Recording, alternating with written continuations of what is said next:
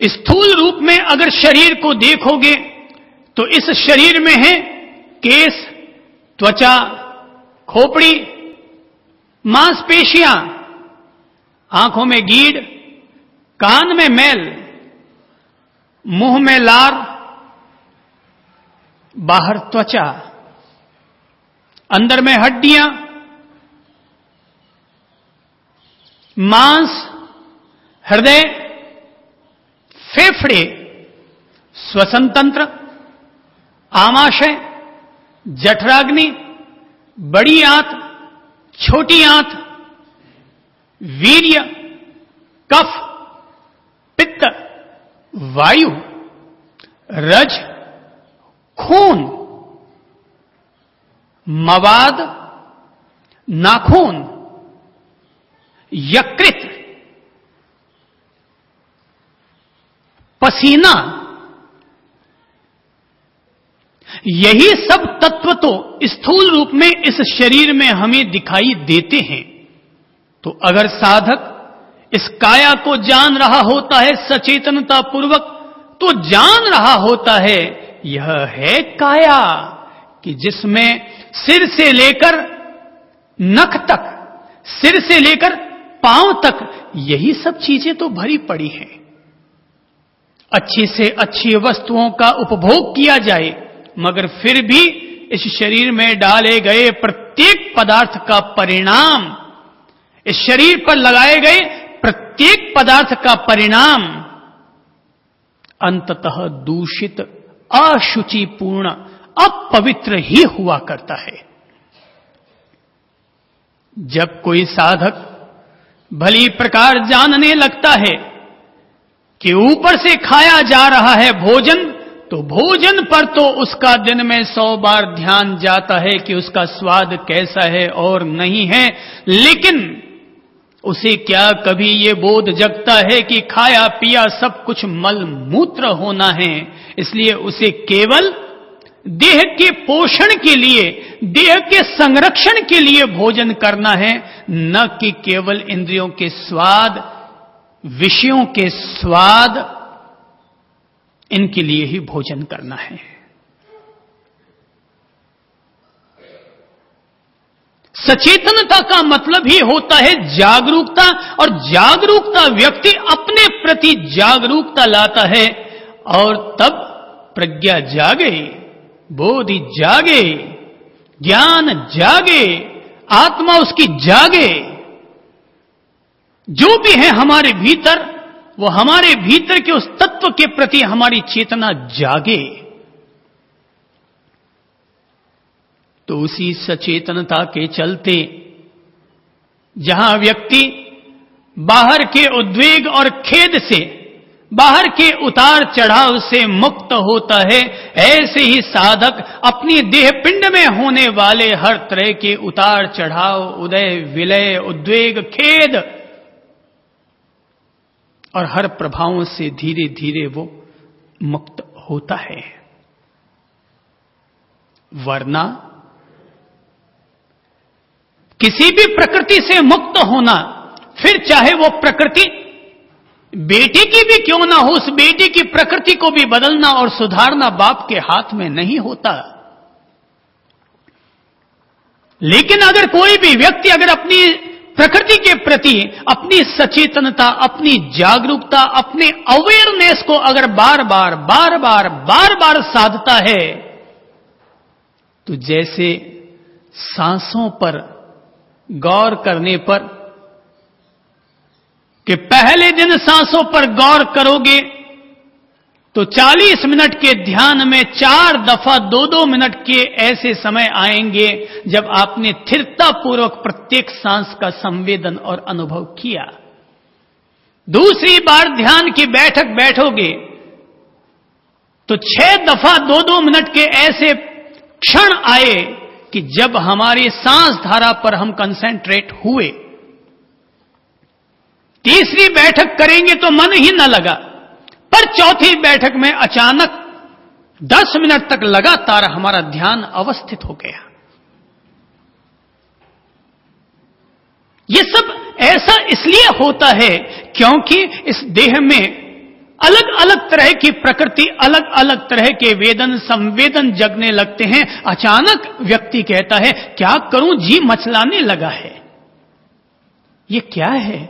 ये जी मचलाना क्या हुआ? ये एक विशिष्ट प्रकार की प्रकृति का और संवेदना का उदय हुआ, जो कि हमारे शरीर में जी मचलाने के रूप में उभर कर आया। अभी अभी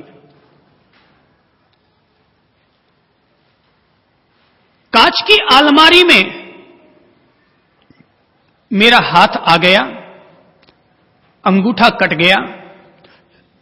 न चाहते हुए भी मुझे डॉक्टर से मदद लेनी पड़ी और ऑपरेशन करवाना पड़ा।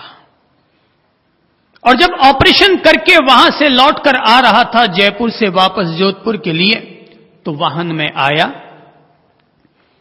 तो जिंदगी में कभी वाहन में नहीं बैठा, तो वाहन पर जब आ रहा था तो वाहन के जो वाइब्रेशन हो रहे थे, इतने तेज वाइब्रेशन हो रहे होंगे कि मेरा शरीर उसे बर्दाश्त न कर पाया और जी मचलाने लगा, मितली होने लगी, उल्टियां होने लगी, शरीर पूरा असहज हो गया। 2-3 दिन लग गए शरीर को वापस नॉर्मल होने में। और मैं उस दौरान अपने शरीर में हो रहे परिवर्तनों को देख रहा था, जी मचलाने को देख रहा था, और मैं देख रहा था कि यह शरीर की कैसी प्रकृति है। कोई भी संवेदना जब प्रगाढ़ होती है तो हमें महसूस होने लगती है, लेकिन साधक भली प्रकार धैर्य और शांति पूर्वक अपने देह पिंड पर ध्यान धरते हुए अपनी सूक्ष्म से सूक्ष्म संवेदना का प्रज्ञापूर्वक दृष्टा होता है, बोधपूर्वक उसे जान रहा होता है, और न केवल उसे जान रहा होता है, वरन जानते जानते वह इस भाव दशा में भी पहुंच जाता है कि मैं शरीर की संवेदनाओं को देख रहा हूं और अब मैं अपने शरीर की संवेदनाओं को शांत कर रहा हूं। बार बार यदि हम अपने चित्त में शांति का भाव भाएंगे, बार बार यदि हम अपने चित्त में शांति की अवधारणा करेंगे,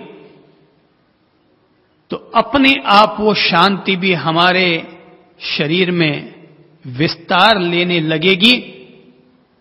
हम तन मन से सहज होने लगेंगे। लेकिन याद रखना, ये सब बातें उसी के साथ होंगी जो सचेतनता पूर्वक अपनी देह पिंड की यात्रा करेगा। जीवन का परम सत्य यही है कि व्यक्ति का सत्य व्यक्ति से जुड़ा हुआ है, व्यक्ति में समाहित है, व्यक्ति से जुदा उसका कोई न अस्तित्व है और न कोई सत्य है। यदि माता पिता ही हमारे जीवन के सत्य हों, तो फिर एक दिन ऐसा क्यों होता है कि शादी होने पर हम अपने माता और पिता से जुदा अपना घर बसा लेते हैं? तो वे हमारे जीवन के सत्य नहीं हैं, वे हमारे जीवन के एक हिस्से हैं। पत्नी या पति हमारे जीवन का सत्य नहीं है, वो हमारे जीवन का एक संयोग है, हमारे जीवन का एक हिस्सा है। और अगर वो हमारा सनातन संयोग होता, तो ऐसा क्यों होता है कि कभी वो हमें तलाक देने पर भी उतर आती है?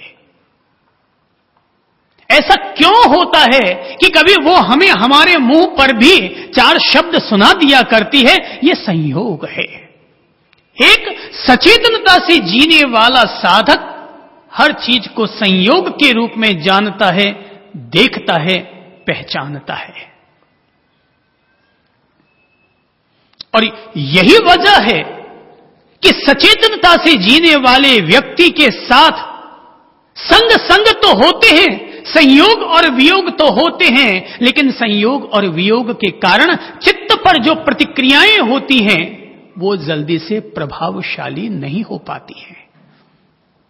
हां, अगर वो सिद्ध हो जाएगा, अगर वो बुद्ध हो जाएगा, अगर वो मुक्त हो जाएगा, तो उस पर आंशिक तौर पर भी किसी भी क्रिया की प्रतिक्रिया का असर नहीं होगा, पर जब तक वो सिद्ध बुद्ध मुक्त नहीं होता तब तक सचेतनता से जीने वाले व्यक्ति पर छोटी मोटी बातों का जल्दी से असर नहीं होगा।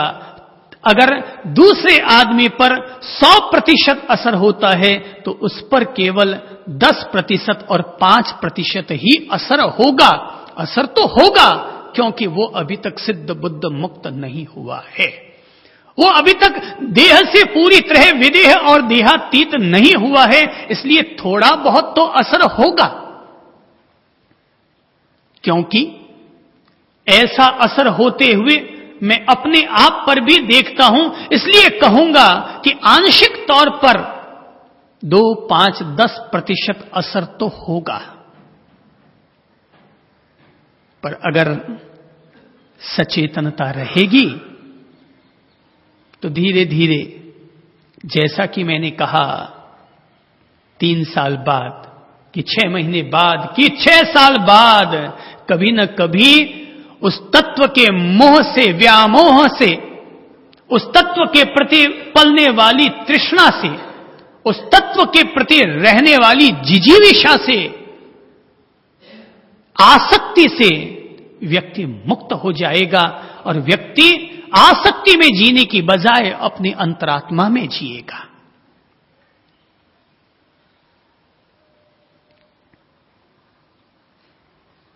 अगर साधक ध्यान भी धरता है, अपनी अनुपश्यना भी करता है, विपश्यना भी करता है। पश्य शब्द का अर्थ होता है देखना, अवलोकन करना, भली भांति देखना। तो महावीर ने शब्द प्रयोग किया अनुपश्यना, अर्थात लगातार देखते रहना। बुद्ध ने शब्द प्रयोग किया विपश्यना, अर्थात विशेष रूप से देखते रहना।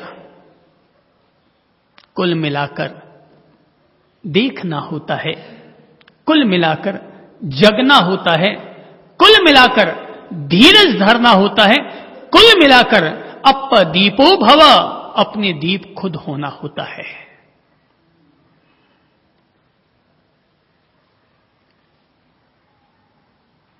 तो साधक